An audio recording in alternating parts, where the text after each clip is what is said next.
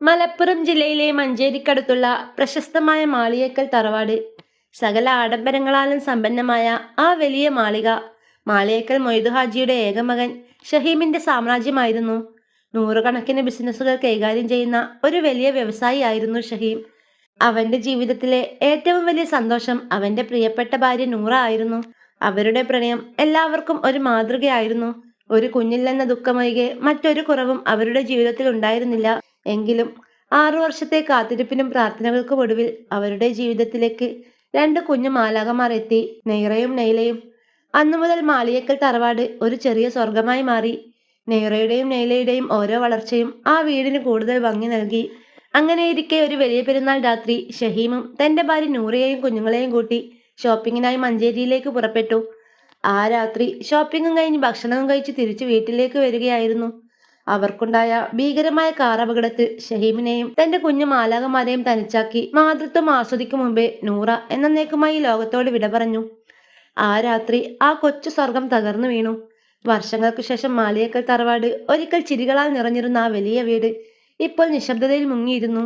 ഇരുണ്ട ഒരു മുറിയിൽ ലാപ്ടോപ്പിലേക്ക് നോക്കി നൂറയുടെയും മക്കളുടെയും ഫോട്ടോകൾക്ക് മുന്നിൽ നിശബ്ദമായി ഇരിക്കുകയായിരുന്നു ഷഹീം. അവന്റെ കണ്ണുകളിൽ ഉറക്കമില്ല. ഇന്ന് അവന്റെ ജീവിതത്തിൽ സന്തോഷമെന്ന ഒന്നില്ല.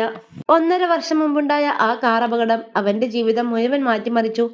തന്റെ പ്രിയപ്പെട്ട നൂറയെ നഷ്ടപ്പെട്ടപ്പോൾ തകർന്നത് അവന്റെ ഹൃദയം മാത്രമായിരുന്നില്ല, തന്റെ കുഞ്ഞു മാലാഖമാരായ നെയ്റയുടെയും നെയ്ലയുടെയും ലോകം കൂടിയായിരുന്നു.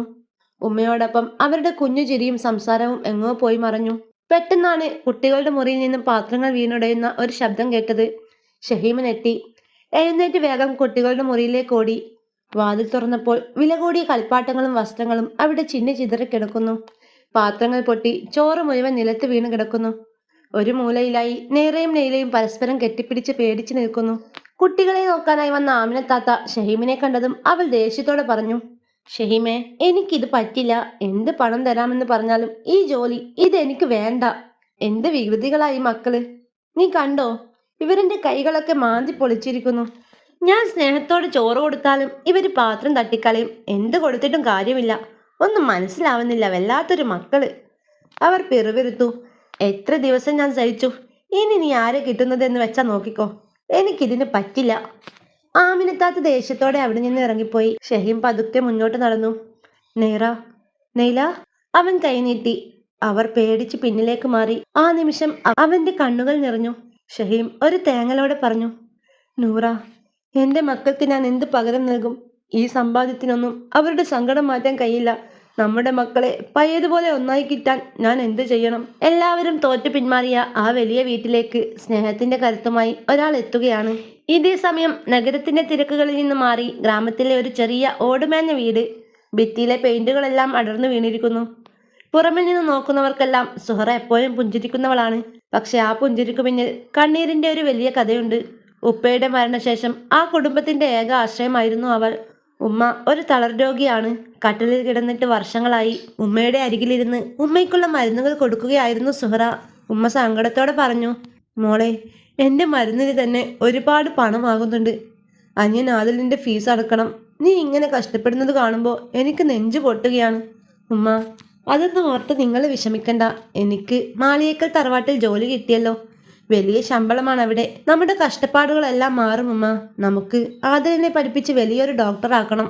മുറിയിലെ ഒരു മൂലയിലിരുന്ന് വിളക്കിന്റെ വെളിച്ചത്തിൽ പഠിക്കുകയായിരുന്നു ആദിൽ. അവനിക്ക് ഒരു ഡോക്ടർ ആവാനാണ് ആഗ്രഹം. പക്ഷേ കയ്യിൽ പുതിയ പുസ്തകങ്ങൾ വാങ്ങാൻ പോലും പണമില്ല. ഇത്താത്ത, ഈ മാസം ഫീസ് അടച്ചില്ലെങ്കിൽ കോളേജിൽ നിന്ന് പുറത്താക്കുമെന്ന് പറഞ്ഞു. ഇത്താത്താക്ക് ജോലി കിട്ടുമോ? സുഹറ അവന്റെ തലയിൽ തലോടിക്കൊണ്ട് പറഞ്ഞു. കിട്ടും മോനെ, നീ വിഷമിക്കണ്ട. എങ്ങനെയെങ്കിലും അത് ഞാൻ ശരിയാക്കും. നീ നന്നായി പഠിച്ചാൽ മാത്രം മതി. നിന്നെ വലിയൊരു നിലയിൽ എത്തിക്കണം. അതാണ് എൻ്റെ സ്വപ്നം. പിറ്റേന്ന് രാവിലെ സുഹറ മാളിയേക്കൽ തറവാട്ടിലേക്ക് ജോലിക്ക് പോകാൻ വേണ്ടി തയ്യാറെടുത്തു. അവളുടെ കയ്യിൽ ഒരു ബാഗ് മാത്രം. മോളെ, വലിയ വീടാണ്, പണക്കാരാണ്. അവർക്ക് ചിലപ്പോ ദേഷ്യം കൂടുതലായിരിക്കും. എല്ലാം സഹിക്കണം. നമുക്ക് വേറെ വഴിയില്ലല്ലോ. സുഹറ തന്റെ കണ്ണുനീർ തുടച്ചുകൊണ്ട് പറഞ്ഞു. എനിക്കറിയാം അമ്മ. എന്റെ അഭിമാനത്തെക്കാൾ വലുതാണ് എനിക്ക് ഉമ്മയുടെ മരുന്നും ആദിലിന്റെ പഠനവും. സുഹറ തന്റെ പയ്യ ബാഗും പിടിച്ച് ഒരു ഓട്ടോ പിടിച്ച് മാളിയേക്കൽ തറവാടിന് മുന്നിൽ വന്നു നിന്നു. ഗേറ്റിന് മുകളിൽ മാളിയേക്കൽ തറവാടെന്ന് വലിയ അക്ഷരത്തിൽ എഴുതിയിട്ടുണ്ട്. തന്റെ കൊച്ചു വീടിന്റെ പരിമിതികളിൽ നിന്നും ആകാശത്തോളം ഉയർന്നു നിൽക്കുന്ന ആ വലിയ ബംഗ്ലാവിലേക്ക് സുഹറ ഒന്ന് നോക്കി. ഈ പടിവാതിൽ കടന്നാൽ തന്റെ കുടുംബത്തിന്റെ പട്ടിണി മാറുമെന്ന് അവൾക്കറിയാമായിരുന്നു. പക്ഷേ ആ ചുവരുകൾക്കുള്ളിൽ അവളെ കാത്തിരുന്നത് എന്താണെന്ന് അവൾക്ക് യാതൊരു സൂചനയുമില്ലായിരുന്നു. ഗേറ്റ് തുറന്ന് സുഹറ പതുക്കെ ഉള്ളിലേക്ക് നടന്നു. ഇരുവശത്തും മനോഹരമായ പൂന്തോട്ടം, വില കൂടിയ കാറുകൾ. അവൾ ഇതെല്ലാം അത്ഭുതത്തോടെ നോക്കി. ബംഗ്ലാവിന്റെ വലിയ സിറ്റൗട്ടിലേക്ക് അവൾ പേടിയോടെ കയറി. അവളുടെ ഉള്ളിൽ സ്വന്തം വീടിന്റെയും ഉമ്മയുടെയും മുഖം മാത്രമായിരുന്നു. ഹാളിൽ വലിയൊരു സോഫയിൽ ഷഹീം ലാപ്ടോപ്പിൽ ഗൗരവത്തോടെ എന്തൊക്കെയോ ജോലി ചെയ്യുന്നുണ്ടായിരുന്നു. സുഹറ പതുക്കെ അദ്ദേഹത്തിന്റെ മുന്നിൽ നിന്നു. ഷഹീം തല ഉയർത്തി അവളെ ഒന്ന് നോക്കി. അദ്ദേഹത്തിന്റെ നോട്ടം വളരെ ഗൗരവമുള്ളതായിരുന്നു. സുഹറ എന്നല്ലേ പേര്? നിനക്ക് മുന്നേ വന്നവർ ഇവിടെ ഒരാഴ്ച തികച്ചു നിന്നിട്ടില്ല. എന്റെ മക്കൾ അല്പം കുസൃതിക്കാരാണ്. ജോലിക്ക് നിൽക്കുമെന്ന് ഉറപ്പുണ്ടെങ്കിൽ മാത്രം അകത്തേക്ക് കയറാം. ഇത് കേട്ട് സുഹറ വിനയത്തോടെ പറഞ്ഞു. എനിക്കുറപ്പാണ് സാർ, എന്ത് ബുദ്ധിമുട്ടായാലും ഞാൻ സഹിച്ചോളാം. എനിക്ക് ജോലി അത്രയ്ക്ക് അത്യാവശ്യമാണ്. ജോലിക്ക് നിൽക്കുന്നത് പണത്തിന് വേണ്ടി ആയിരിക്കാം, പക്ഷേ എൻ്റെ മക്കളെ നോക്കേണ്ടത് മനസ്സുകൊണ്ടായിരിക്കണം. അത് മറക്കണ്ട. ഷഹീം തന്റെ വീട്ടുജോലിക്കാരിയോട് സുഹറയ്ക്കുള്ള മുറി കാണിച്ചു കൊടുക്കാൻ പറഞ്ഞു. സുഹറ വലിയ കോണിപ്പടികൾ കയറുമ്പോൾ മുകളിൽ നിന്നും ഭയാനകമായ കരച്ചിൽ കേട്ടു. നെയ്റയും നെയ്ലയും മുറിയിൽ എന്തോ എറിഞ്ഞൊടിക്കുന്ന ശബ്ദം. സുഹറ ഒന്ന് ഞെട്ടി അവിടെ നിന്നു. വീട്ടുജോലിക്കാരിയായ സുഹറത്ത പറഞ്ഞു, പേടിക്കണ്ട മോളെ, ഇതിവിടുത്തെ സ്ഥിരമാണ്. നൂറ പോയതിൽ പിന്നെ ഈ വീട് ഇങ്ങനെയൊക്കെയാണ്. ധൈര്യമായിട്ട് പോയിക്കോളൂ. സുഹറ പതുക്കെ കുട്ടികളുടെ മുറിയിലെ വാതിൽക്കലെത്തി. വാതിൽ തുറന്നു നോക്കുമ്പോൾ അവൾ കാണുന്നത് ഇരുട്ടിലിരിക്കുന്ന ആ 2 കുഞ്ഞു രൂപങ്ങളെയാണ്. സുഹറയുടെ കണ്ണുകൾ സഹതാപം കൊണ്ട് നിറഞ്ഞു. അവൾ ബാഗ് താഴെ വെച്ച് അവരുടെ അടുത്തേക്ക് പതുക്കെ നീങ്ങി. സുഹറ പതിയെ കുട്ടികളുടെ മുറിയിലേക്ക് നടന്നു. മുറിയിൽ സാധനങ്ങൾ ചിതറിക്കിടക്കുന്നു. നേറയും നേലയും കട്ടിലിന്റെ ഒരു മൂലയിൽ പരസ്പരം കെട്ടിപ്പിടിച്ച് പേടിയോട് സുഹറയെ നോക്കിക്കൊണ്ടിരിക്കുന്നു. ഷഹീമിന്റെ വലിയ സാമ്രാജ്യത്തിലേക്ക് സുഹറ കാലെടുത്ത് വെച്ചത് വലിയൊരു ആത്മവിശ്വാസത്തോടെ ആയിരുന്നു. പക്ഷേ ആ കുരുന്നുകളുടെ കണ്ണുകളിലെ ശൂന്യത കണ്ടപ്പോൾ അവളുടെ ഉള്ളൊന്ന് പിടഞ്ഞു. അവർക്ക് മുന്നേ വന്നവരൊക്കെ കുട്ടികളെ ദേഷ്യത്തോടെ പറഞ്ഞു മനസ്സിലാക്കാനാണ് ശ്രമിച്ചത്. എന്നാൽ സുഹറ ആഗ്രഹിച്ചത് അവരെ മനസ്സിലാക്കാനായിരുന്നു. അവൾ പതുക്കെ നിലത്തിരുന്ന ഒരു കളിപ്പാട്ടം എടുത്തു. നെയ്റ പെട്ടെന്ന് ഓടി വന്ന് അത് തട്ടി മാറ്റി. നൈല സുഹറയ്ക്കൊരു തള്ളു കൊടുത്തു. അവളുടെ നെറ്റി ചുമരിൽ തട്ടി ചെറുതായൊന്ന് മുറിഞ്ഞു. ഇത് കണ്ട് ഷഹീം ദേഷ്യത്തോടെ അകത്തു വന്നു. കണ്ടില്ലേ, ഇതാണ് ഞാൻ പറഞ്ഞത്, ഇവർ ആരെയും അടുപ്പിക്കില്ല. നിനക്ക് പരിക്കേറ്റു അല്ലേ? നീ വേണമെങ്കിൽ പോയിക്കോളൂ. നിനക്കും ഇത് സഹിക്കാൻ കഴിയില്ല. ഷഹീമിന്റെ ദേഷ്യം കണ്ട് കുട്ടികൾ പേടിയോടെ മാറി നിന്നു. സുഹറ മുറിവ് സാരി കൊണ്ട് അമർത്തിപ്പിടിച്ചു. എന്നിട്ട് ചിരിച്ചുകൊണ്ട് പറഞ്ഞു, സാരമില്ല, അവർ എന്നെ ഉപദ്രവിച്ചതല്ല, അവർക്ക് പേടിയായിട്ടാണ്. ഇത് കേട്ട് ദേഷ്യത്തോടെ കുട്ടികളെ ഒന്ന് നോക്കി ഷഹീം റൂമിന് പുറത്തേക്ക് നടന്നു. ഷഹീം പുറത്തു പോയതിനു ശേഷം സുഹറ പതുക്കെ കുട്ടികളെ നോക്കി. പക്ഷേ അവൾ ഞെട്ടിപ്പോയി. അവിടെ എങ്ങും അവരെ കാണുന്നില്ല.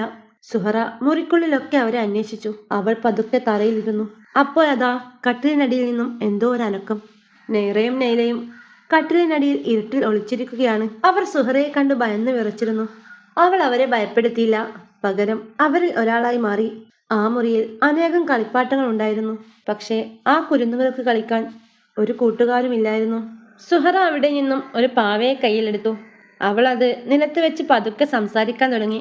ഈ പാവക്കുട്ടിക്ക് ആരും കൂട്ടില്ലല്ലോ. ഇവൾക്ക് വിശക്കുന്നുണ്ടെന്ന് തോന്നുന്നു. എൻ്റെ വീട്ടിലൊരു കുഞ്ഞു പാവ ഉണ്ടായിരുന്നു. അവൾക്കും ഇതുപോലെ പേടിയായിരുന്നു. പക്ഷേ ഞാൻ അവൾക്കൊരു കഥ പറഞ്ഞു കൊടുത്തു. അപ്പോൾ അവൾ ചിരിക്കാൻ തുടങ്ങി. നേറയുടെയും നെയ്ലയുടെയും കണ്ണുകളിലെ തിളക്കം സുഹറ കണ്ടു. അവർ പതുക്കെ പുറത്തേക്ക് വന്നു. സുഹറ അവരെ നോക്കിയില്ല. പകരം പാവയോട് സംസാരിച്ചുകൊണ്ടേയിരുന്നു. നിനക്കറിയോ, എൻ്റെ വീട്ടിൽ ഒരു വലിയ മാവുണ്ട്. അതിൽ ഒരുപാട് കിളികളുണ്ട്. അവർ എന്നും എന്നോട് വിശേഷങ്ങൾ പറയും. ഈ പാവക്കുട്ടിക്കും കഥകൾ കേൾക്കണമെന്ന് തോന്നുന്നു. പക്ഷേ അവൾക്ക് ഒറ്റയ്ക്ക് കേൾക്കാൻ പേടിയാണ്. അവളുടെ കൂടെ ഇരിക്കാൻ ആരെങ്കിലും വരുമോ? ഇത് കേട്ട് ഞൈറ പതുക്കെ സുഹറയുടെ അടുത്തേക്ക് നീങ്ങി നീങ്ങി വന്നു. അവൾ സുഹറയുടെ സാരിത്തുമ്പിൽ പതുക്കെ തൊട്ടു. സുഹറ ചിരിച്ചുകൊണ്ട് അവളെ ഒന്ന് നോക്കി. അല്ലാ, ഇതാര്? മാലാക കുട്ടികളോ? നിങ്ങളുടെ പേരെന്താ? നെയ്റ എന്നാണോ അതോ നെയ്ല എന്നാണോ? എത്ര മനോഹരമായ പേര്. എൻ്റെ പേര് സുഹറ. എനിക്ക് നിങ്ങളെ ഒരുപാട് ഇഷ്ടായിട്ടോ. നെയ്റ അവളുടെ കയ്യിലെ ആ പാവയെ വാങ്ങി. നെയ്ലയും പതുക്കെ അടുത്തേക്ക് വന്നു. സുഹറ തന്റെ വിരലുകൾ കൊണ്ട് അവരുടെ മുടിയിൽ തലോടി. ആ സ്പർശനത്തിൽ ഒരു ഉമ്മയുടെ ചൂട് അവർ തിരിച്ചറിഞ്ഞു. ആ സമയത്താണ് ഷഹീം ഫസ്റ്റ് എയ്ഡ് ബോക്സുമായി അവിടേക്ക് വന്നത്. വാതിലിന് പുറത്തു നിന്ന് ഷഹീം ഇത് നോക്കി നിന്നു. തന്റെ മക്കൾ അന്യയായ ഒരാളെ ഇത്ര വേഗം അടുപ്പിച്ചത് അദ്ദേഹത്തിനെ അത്ഭുതപ്പെടുത്തി. അദ്ദേഹത്തിന്റെ മുഖത്തെ ദേഷ്യം പതുക്കെ മാറി. കുട്ടികളെ നോക്കാൻ മുൻപ് വന്ന ഒരുപാട് പേര് അവരെ ഭരിക്കാൻ നോക്കിയപ്പോൾ സുഹറ അവർക്ക് കൂട്ടുകാരിയായി മാറി. ആ കൊട്ടാരത്തിലെ തണുത്ത ചുവരുകൾക്കുള്ളിൽ പതുക്കെ സ്നേഹത്തിന്റെ ചൂട് പടരുകയായിരുന്നു. അങ്ങനെ രാത്രിയായി. പുറത്ത് സൂര്യൻ അസ്തമിക്കുന്നു. ആകാശം ചുവപ്പും മഞ്ഞയും കലർന്ന നിറത്തിലായി. സുഹറ ഒരു പ്ലേറ്റിൽ ഭക്ഷണവുമായി കുട്ടികളുടെ അടുത്തേക്ക് വന്നു. സാധാരണ കൊടുക്കുന്ന ഭക്ഷണത്തിന് പകരം അവൾ തയ്യാറാക്കിയത് നല്ല ചൂടുള്ള നാടൻ ഭക്ഷണമാണ്. വില കൂടിയ പിസയും ബർഗറും ആ കുട്ടികൾക്ക് മുന്നിൽ മടുപ്പായി മാറിയിരുന്നു. അവർക്ക് വേണ്ടത് സ്നേഹത്തോടെ ഉരുട്ടി നൽകുന്ന ഒരു ഉരുള ചോറായിരുന്നു. സുഹറ അത് തിരിച്ചറിഞ്ഞു. അവൾ നിലത്തിരുന്ന് ചോറ് പതുക്കെ ഉരുട്ടി. നേറയും നേലയും ദൂരെ മാറി നിൽക്കുകയാണ്. സുഹറ പതുക്കെ ഓരോ കഥകൾ പറഞ്ഞു തുടങ്ങി. ഈ ചോറുണ്ടല്ലോ, ഇത് എൻ്റെ നാട്ടിലെ വയലിൽ നിന്ന് വന്നതാണ്. ആ വയലിൽ ഒരു പാട്ടുപാടുന്ന കിളിയുണ്ടായിരുന്നു. ആ കിളി പറഞ്ഞത് ഈ ചോറ് കഴിക്കുന്നവർക്ക് നല്ല ശക്തി ഉണ്ടാകുമെന്നാ. നല്ല ശക്തിയും ഭംഗിയും ഒരുപാട് മുടിയൊക്കെ ഉണ്ടാകും. നിങ്ങൾക്കും ആ കിളിയുടെ കഥ കേൾക്കണോ? കുട്ടികൾ പതുക്കെ സുഹറയുടെ അടുത്തേക്ക് എഞ്ഞു വന്നു. സുഹറ ആദ്യത്തെ ഉരുള നെറയ്ക്ക് നേരെ നീട്ടി. നെയ്ല ആദ്യം ഒന്ന് മടിച്ചു നിന്നു. പിന്നെ പതുക്കെ വായ തുറന്നു. സുഹറ സ്നേഹത്തോടെ ആ ഉരുള നേറയുടെ വായിലേക്ക് വെച്ചു കൊടുത്തു. 1.5 വർഷത്തിനു ശേഷം ആദ്യമായി നേറ വാശി പിടിക്കാതെ ഭക്ഷണം കഴിക്കുകയാണ്. സുഹറയുടെ കണ്ണുകൾ സന്തോഷം കൊണ്ട് നിറഞ്ഞു. ഭക്ഷണം കഴിച്ചതിനു ശേഷം സുഹറ കുട്ടികളെയും കൊണ്ട് ബെഡിൽ കളിച്ചു. പൂച്ചയെപ്പോലെ ശബ്ദമുണ്ടാക്കി അവരെ ചിരിപ്പിക്കാൻ ശ്രമിച്ചു. നേറ മെല്ലെ ചിരിച്ചു. ആ കൊട്ടാരത്തിൽ നാളുകൾക്ക് ശേഷം അങ്ങനെ ആ കുഞ്ഞു ചിരി മുഴങ്ങി. സമയം രാത്രിയായി. കുട്ടികൾ സുഹറയുടെ മടിയിൽ കിടന്നുറങ്ങുകയാണ്. ഷഹീം പതുക്കെ മുറിയിലേക്ക് കടന്നു വന്നു. സുഹറ എഴുന്നേൽക്കാൻ ശ്രമിച്ചപ്പോൾ അദ്ദേഹം വിലക്കി. അദ്ദേഹം താഴ്ന്ന സ്വരത്തിൽ പറഞ്ഞു, സാരമില്ല സുഹറ, നീ അവിടെ ഇരിക്കൂ. കഴിഞ്ഞ 1.5 വർഷമായി എൻ്റെ മക്കൾ ഇങ്ങനെ സമാധാനമായി ഉറങ്ങുന്നത് ഞാൻ കണ്ടിട്ടില്ല. നീ ശരിക്കും എന്നെ അത്ഭുതപ്പെടുത്തി സാർ. അവർക്കൊന്നും സംഭവിക്കില്ല. അവർക്ക് വേണ്ടത് സാറിൻ്റെ കുറച്ച് സമയം കൂടിയാണ്. പണം അവർക്ക് സുരക്ഷ നൽകും, പക്ഷേ സാറിൻ്റെ സ്നേഹം മാത്രമേ അവർക്ക് ജീവിതം നൽകൂ. ഇത് കേട്ട് ഷഹീം ഒന്നും മിണ്ടാതെ ആ റൂമിൽ നിന്ന് പുറത്തുപോയി. ആ രാത്രി ഏറെ വൈകി. കുട്ടികൾ ഉറങ്ങിക്കഴിഞ്ഞ് സുഹറ തൻ്റെ ഫോണും നോക്കി വിഷമിച്ചിരിക്കുകയാണ്. അവളുടെ ഫോണിൽ അനിയൻ ആദിലിൻ്റെ മെസ്സേജുകൾ വന്നുകൊണ്ടേയിരുന്നു. പുറമേ ചിരിക്കുമ്പോഴും സുഹറയുടെ ഉള്ളിൽ ഒരു കടലിരമ്പുകയായിരുന്നു. നാട്ടിൽ അനിയൻ്റെ കോളേജ് ഫീസ് അടയ്ക്കാൻ ഇനി 2 ദിവസം കൂടി മാത്രമേ കയ്യിലുള്ളൂ. കയ്യിലാണെങ്കിൽ 1 രൂപ പോലുമില്ല. ശമ്പളം കിട്ടാൻ ഇനിയും ദിവസങ്ങളുണ്ട്. അതിനു മുമ്പ് ശമ്പളം വാങ്ങിക്കാൻ അവളുടെ അഭിമാനം അവളെ സമ്മതിക്കുന്നില്ല. സുഹറ തൻ്റെ ബാഗിൽ നിന്ന് താൻ ഇതുപോലെ സൂക്ഷിച്ച ഒരു പൊതിയെടുത്തു. അതിൽ പൊതിഞ്ഞു വെച്ച തൻ്റെ കമ്മൽ അവൾ കയ്യിലെടുത്തു. അവളുടെ ഉപ്പ മരിക്കുന്നതിന് മുമ്പായി അവൾക്ക് നൽകിയ സമ്മാനമായിരുന്നു. ഉപ്പ, എന്നോട് ക്ഷമിക്കണം. ആദിലിന്റെ പഠനം മുടക്കാൻ കഴിയില്ല. ഈ കമ്മല് വിൽക്കുകയല്ലാതെ എനിക്ക് വേറെ വഴിയില്ല. അടുത്ത ദിവസം ഉച്ചയ്ക്ക് ഷഹീം തൻ്റെ ബിസിനസ് ആവശ്യങ്ങൾക്കായി ടൗണിലേക്ക് പോവുകയായിരുന്നു. പെട്ടെന്നൊരു ജ്വല്ലറിക്ക് മുന്നിൽ സുഹറയെ അദ്ദേഹം ശ്രദ്ധിച്ചു. അദ്ദേഹം അത്ഭുതത്തോടെ ആ കാർ അവിടെ നിർത്തി. ജ്വല്ലറിക്കുള്ളിൽ സുഹറ തൻ്റെ കമ്മൽ നൽകി പണം വാങ്ങുന്നത് ഷഹീം കണ്ടു. അവളുടെ കണ്ണുകൾ നിറയുന്നുണ്ട്. പണം വാങ്ങി പുറത്തിറങ്ങിയ സുഹറ കാണുന്നത് തൻ്റെ മുന്നിൽ നിൽക്കുന്ന ഷഹീമിനെയാണ്. അവൾ ഞെട്ടിപ്പോയി. സുഹറ, നീ എന്താ ഇവിടെ? അവൾ പതറിക്കൊണ്ട് പണം മറച്ചു പിടിച്ചു. അതൊന്നുമില്ല സാർ, ഞാൻ വെറുതെ കള്ളം പറയണ്ട, എല്ലാം ഞാൻ കണ്ടു. നിന്റെ കമ്മല വിൽക്കാൻ മാത്രമുള്ള ബുദ്ധിമുട്ട് എന്താ നിനക്കിപ്പോ? എന്തിനാണ് നീ ഇതെന്നോട് മറച്ചു വെച്ചത്? സുഹറയുടെ കണ്ണുകളിൽ നിന്ന് കണ്ണുനീർത്തുള്ളി ഇറ്റിറ്റ് വീണു. എൻ്റെ അനിയൻ്റെ പഠനം എനിക്ക് വേറൊരു വഴിയില്ലായിരുന്നു സാർ. ആരോടും ചോദിക്കാൻ എനിക്ക് തോന്നിയില്ല. എൻ്റെ പ്രശ്നങ്ങൾ കാരണം ഞാൻ നിങ്ങളെ എന്തിനു ബുദ്ധിമുട്ടിക്കണം?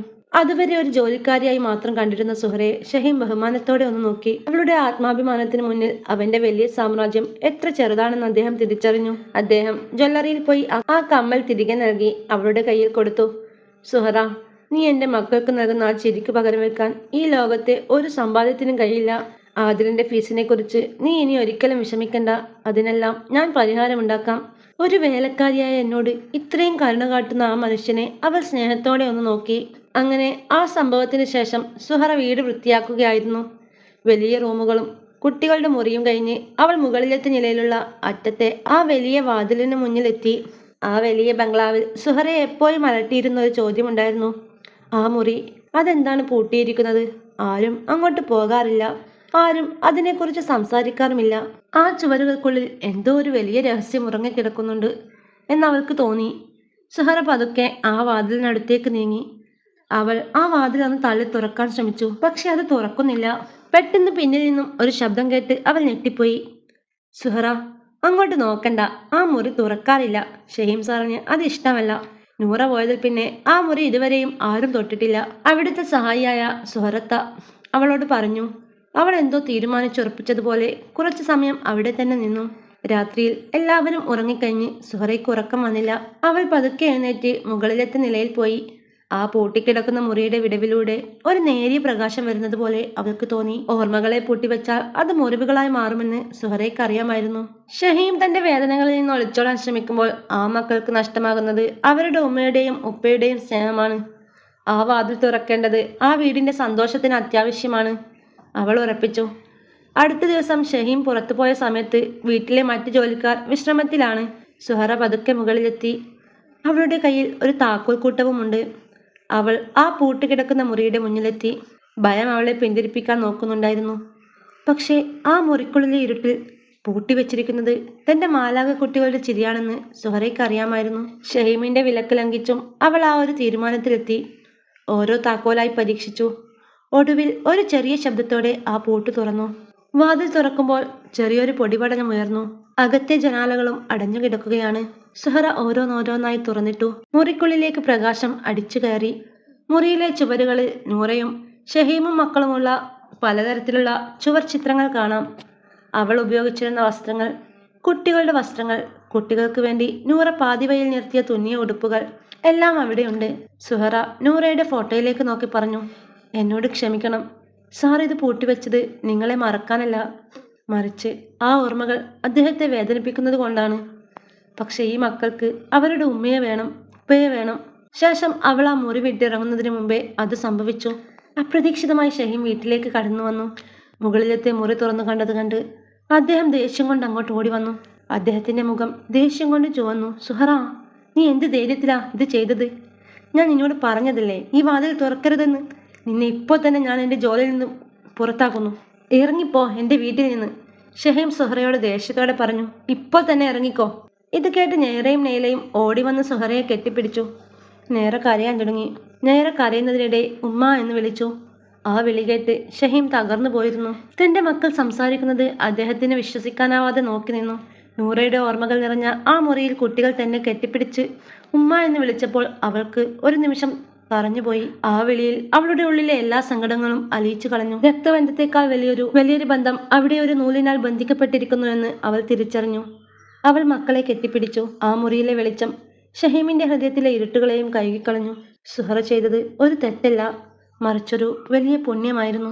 ഒരു വൈകുന്നേരം മാളിയേക്കൽ തറവാട്ടിലെ മുറ്റത്തെ ആ വലിയ പുൽത്തകിടിയിൽ സുഹറ തന്റെ കണ്ണുകൾ ഒരു ഷാള് കൊണ്ട് കെട്ടിയിരിക്കുകയാണ്. പക്ഷേ അതവൾ അല്പം അഴിച്ചാണ് കെട്ടിയിരിക്കുന്നത്. നെയ്റയും നെയ്ലയും കളിച്ചിരികളോടെ മുറ്റത്തെ ചെടികൾക്കിടയിലും തൂണുകൾക്ക് പിന്നിലും ഒളിക്കുന്നുണ്ട്. വില കൂടിയ വീഡിയോ ഗെയിമുകളും റിമോട്ട് കാറുകളും നൽകാത്ത സന്തോഷം ആ കുരുന്നുകൾ ഇന്ന് കണ്ടെത്തുകയാണ്. സുഹറ അവർക്ക് അവർക്ക് പരിചയപ്പെടുത്തി കൊടുക്കുകയാണ്. അവളുടെ ചെറുപ്പത്തിൽ അവൾ കളിച്ചിരുന്ന ആ പയ്യ ഒളിച്ചു കളിയായിരുന്നു. കൺകെട്ടിയ സുഹറയ്ക്ക് മുന്നിൽ അവർ മിന്നാമിനുങ്ങുകളെ പോലെ പാറി നടന്നു. സുഹറ കണ്ണുകൾ കെട്ടി. ഞാനിതാ വരുന്നു, എവിടെയാണ് എൻ്റെ കൊച്ചു മാലാകമാർ എന്ന് ചോദിച്ചു നടക്കുന്നു. അവൾക്ക് കുട്ടികളെ കാണാം. അവർ വീയാതിരിക്കാനും സുരക്ഷിതരായിരിക്കാനും അവൾ ഓരോ ചുവടും ശ്രദ്ധിച്ചാണ് വെക്കുന്നത്. കുട്ടികൾ ശബ്ദമുണ്ടാക്കാതെ ചിരിച്ചുകൊണ്ട് അവളുടെ അടുത്തേക്ക് ഓടി. സുഹറയുടെ കണ്ണുകൾ കെട്ടിയിരുന്നുവെങ്കിലും അവളുടെ മനസ്സ് ആ കുട്ടികളുടെ ചുറ്റുമായിരുന്നു. അവർ സുരക്ഷിതരാണെന്ന് ഉറപ്പുവരുത്തിക്കൊണ്ട് അവൾ ആ കളി തുടർന്നു. ഒരു വർഷമായി നിശബ്ദമായിരുന്ന ആ മതിൽക്കെട്ടുകൾക്കുള്ളിൽ നിന്ന് കുഞ്ഞുങ്ങളുടെ കളിയും ചിരിയും മുഴങ്ങി. വീടിന്റെ ജനാലകൾക്കിടയിലൂടെ വാതിലിന് പിന്നിൽ നിന്നും മറ്റു ജോലിക്കാർ അത്ഭുതത്തോടെ ഈ കാഴ്ച നോക്കി നിന്നു. ഒരാളോട് സംസാരിക്കാൻ പോലും ഭയപ്പെട്ടിരുന്ന ആ കുട്ടികൾ ഒരു മാലാഖയോടൊപ്പം എന്ന പോലെ സുഹറയോട് ചേർന്ന് നിൽക്കുന്നത് അവർക്ക് വിശ്വസിക്കാനായില്ല. ഈ സമയത്താണ് ഷഹീമിന്റെ കാർ ഗേറ്റിലൂടെ കടന്നു വരുന്നത്. കാറിൽ നിന്നിറങ്ങിയ അദ്ദേഹം കാണുന്നത് മുറ്റത്ത് ചെളിയിലും പുല്ലിലും കളിച്ചു രസിക്കുന്ന തൻ്റെ മക്കളെയാണ്. അദ്ദേഹം നിശബ്ദമായി അവിടെ നിന്നു. തൻ്റെ കുട്ടികൾ ഈ ആഡംബരങ്ങളെല്ലാം മറന്ന് മുറ്റത്തെ ചളിയിലും വെള്ളത്തിലും വീണുരുണ്ട് കളിക്കുന്നത് ഷഹീമിനൊരു വല്ലാത്ത കാഴ്ചയായിരുന്നു. ലോകം കീഴടക്കിയ തനിക്ക് നൽകാമെന്ന് കരുതിയതിനേക്കാൾ വലിയൊരു സാമ്രാജ്യം സുഹറ അവർക്ക് നൽകിയിരുന്നു. അദ്ദേഹത്തിന്റെ കണ്ണുകൾ അറിയാതെ നിറഞ്ഞു. ഷഹീമിനെ കണ്ടതും നേറയും നെയ്ലയും ഓടി വന്ന് അദ്ദേഹത്തിന്റെ കൈകളിൽ പിടിച്ചു. ഉപ്പച്ചിയും കളിക്കാൻ വരണമെന്ന് അവർ ആംഗ്യം കാണിച്ചു. അവൻ പതുക്കെ തന്റെ ഷർട്ടിന്റെ കൈകൾ മടക്കി ആ കളിയിലേക്ക് ഇറങ്ങി. സുഹറ കണ്ണിലേക്ക് എട്ടുമാറ്റി പുഞ്ചിരിയോടെ അത് നോക്കി നിന്നു. ആ വൈകുന്നേരം ആഡംബര ബംഗ്ലാവിലെ കോടീശ്വരനായ ഷഹീം അല്ലായിരുന്നു അവിടെ ഉണ്ടായിരുന്നത്. മറിച്ച് തന്റെ മക്കളുടെ കൂടെ മണ്ണിൽ കളിക്കുന്ന വെറുമൊരു ഉപ്പ മാത്രമായിരുന്നു. സമയം രാത്രി. കനത്ത മഴ പെയ്യുമ്പോൾ ഷഹീം തന്റെ ബാഗുമായി യാത്ര തിരിക്കാൻ ഒരുങ്ങുകയാണ്. അദ്ദേഹം കുട്ടികളെ ഉമ്മ വെച്ച് കാറിൽ കയറി. സുഹറ ജനാലയിലൂടെ അത് നോക്കി നിന്നു. ചില യാത്രകൾ സന്തോഷത്തിനുള്ളതാണെങ്കിൽ ചിലത് വിധി നിശ്ചയിച്ച പരീക്ഷണങ്ങളായിരിക്കും. ഷഹീം ഒരു ബിസിനസ് മീറ്റിംഗിനായി വിദേശത്ത് പോകുന്നത് ആ രാത്രിയിലായിരുന്നു. തന്റെ മക്കളെ സുഹറയുടെ കയ്യിൽ ഏൽപ്പിക്കുമ്പോൾ അദ്ദേഹത്തിന്റെ മനസ്സിൽ ഒരു ഭയവും ഉണ്ടായിരുന്നില്ല. രാത്രി 2 മണിയായി. ഇടിമിന്നലോട് കൂടിയ മഴ. സുഹറ ഉറക്കത്തിൽ നിന്നും പെട്ടെന്ന് ഞെട്ടി എഴുന്നേറ്റു. കുട്ടികളുടെ ഏങ്ങലടിക്കുന്ന ശബ്ദം കേട്ടതുപോലെ അവൾക്ക് തോന്നി. അവൾ ഓടിച്ചെന്ന് നോക്കുമ്പോൾ നേറയും നേലയും കടുത്ത പനി കൊണ്ട് വിറക്കുകയായിരുന്നു. അവൾക്ക് ശ്വാസം എടുക്കാൻ ബുദ്ധിമുട്ടുന്നത് കണ്ട് സുഹറ പരിഭ്രമിച്ചു. വീട്ടിൽ ഷഹീമില്ല. ഡ്രൈവർ അവധിയിലുമാണ്. ഫോൺ റേഞ്ച് പോലും ഈ കടുത്ത മഴയിൽ നഷ്ടപ്പെട്ടിരിക്കുന്നു. എന്ത് ചെയ്യണമെന്നറിയാതെ സുഹറ പതറിപ്പോയി. പക്ഷേ തന്റെ കുട്ടികളുടെ ജീവൻ അപകടത്തിലാണെന്ന് തിരിച്ചറിഞ്ഞ നിമിഷം അവൾ ഒരു ധീരയായി മാറി. സുഹറ രണ്ടും കൽപ്പിച്ച് കുട്ടികളെയും എടുത്ത് കനത്ത മഴയത്ത് പുറത്തേക്കോടി. അവൾ മെയിൻ റോഡിലേക്ക് കടന്ന ഒരു ടാക്സിക്കോ ഓട്ടോയ്ക്കോ വേണ്ടി കൈ കാണിച്ചു. നനഞ്ഞു കുതിർന്ന് അവൾ കരഞ്ഞുകൊണ്ട് സഹായത്തിനായി അഭ്യർത്ഥിച്ചു. ഒടുവിൽ ഒരു വണ്ടി നിർത്തി. ആശുപത്രിയിലെ അത്യാഹിത വിഭാഗം ഡോക്ടർമാർ കുട്ടികളെ പരിശോധിച്ചു. സുഹറ പുറത്ത് തളർന്നിരിക്കുകയാണ്. അവളുടെ കയ്യിലും വസ്ത്രത്തിലും ചളിയും മഴവെള്ളവുമാണ്. അവൾ അള്ളാഹുവിനോട് പ്രാർത്ഥിച്ചു.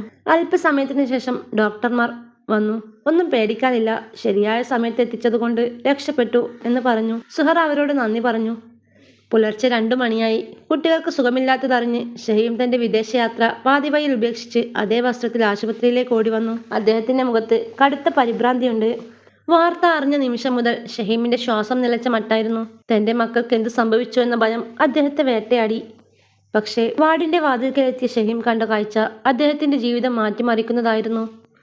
റൂം പതുക്കെ തുറന്ന് ഷഹീം അകത്തേക്ക് കയറി. അകത്ത് ബെഡിൽ നേറയും നേലയും സമാധാനമായി ഉറങ്ങുകയാണ്. സുഹറ അവരുടെ അടുത്ത് കിടന്നിട്ടുണ്ട്. ഒരു കൈയിൽ അവൾ നേറയെ ചേർത്ത് പിടിച്ചിട്ടുണ്ട്. മറു കൈകൊണ്ട് നേലയുടെ തലയിൽ തലോടിക്കൊണ്ട് അവൾ ഉറങ്ങുകയാണ്. അവളുടെ വസ്ത്രങ്ങളെല്ലാം അപ്പോഴും മഴ നനഞ്ഞു കുതിർന്ന നിലയിലായിരുന്നു. തന്റെ മക്കൾക്ക് വേണ്ടി ഒരു രാത്രി മുഴുവൻ ഉറക്കമില്ലാതെ പോരാടിയ ആ പെൺകുട്ടിയെ ഷഹീം അത്ഭുതത്തോടെ നോക്കി നിന്നു. സ്വന്തം ജീവൻ പോലും പണയം വെച്ച് തന്റെ മക്കളെ മരണത്തിൽ നിന്ന് തിരികെ കൊണ്ടുവന്ന സുഹറയായിരുന്നു അദ്ദേഹത്തിന്റെ കണ്ണുകളിൽ നിറഞ്ഞു തുളുമ്പിയത്. ഷഹീം പതുക്കെ മുറിക്കുള്ളിലേക്ക് കടന്നു.